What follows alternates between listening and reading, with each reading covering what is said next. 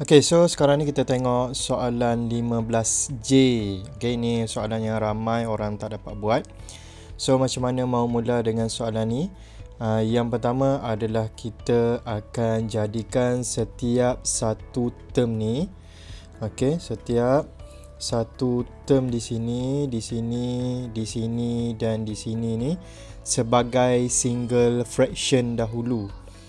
Okay, so bila jadikan dia single fraction, dia akan jadi R times S plus 1 over S. Okay, ini kuasa R. Okay, itu adalah untuk term yang pertama. Okay, jadikan dia single fraction. Darab situ.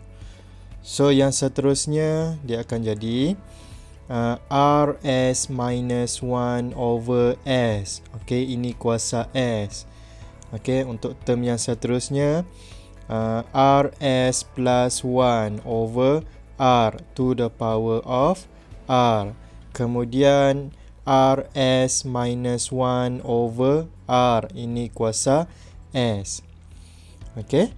So, yang seterusnya adalah kita akan kasih masuk yang ini ni. Kasih masuk sini dan sini. Samalah, okey, untuk keempat-empat term ni. Okey, kita kasih masuk, darab masuk sini. So, dia akan jadi apa? Okey, dia akan jadi macam ni. RS plus 1 to the power of R over S to the power of R times, okey, times, okey, ni term yang pertama. Okey, yang ini adalah RS minus 1 to the power of S over S to the power of S.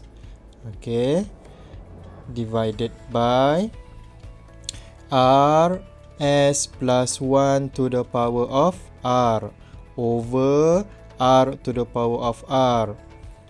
Okey, kemudian RS minus 1 to the power of S over R to the power of S. Okay, so bila macam ni, apa yang kita nak buat? Baik, bila banyak sangat kita punya fraction ni, okay, ni satu fraction, sini satu fraction, sini satu fraction. So, bila banyak fraction macam tu, saya akan tukarkan dia ke dalam bentuk A bahagi B. Okay, yang atas ni A, yang bawah ni B. So, saya akan tukar macam tu. So, dia akan jadi macam mana? Okay, dia akan jadi, okay, ini adalah sama dengan RS plus 1 to the power of R over S to the power of R times, okay, RS minus 1 to the power of S over S to the power of S divided by, okay, dalam kurungan semua sekali ni, RS plus 1 to the power of R over R to the power of R. Okay, ini adalah RS minus 1 to the power of S over R to the power of S. Kemudian saya akan tukarkan sign yang ini ni kepada darab.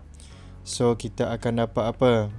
So, kita akan dapat RS plus 1 to the power of R over S to the power of R times RS minus 1 to the power of S over S to the power of S times, okay, bila kita tukar kepada darab, kita punya fraction ni akan terbalik kan. Yang bawah pergi atas, yang atas pergi bawah.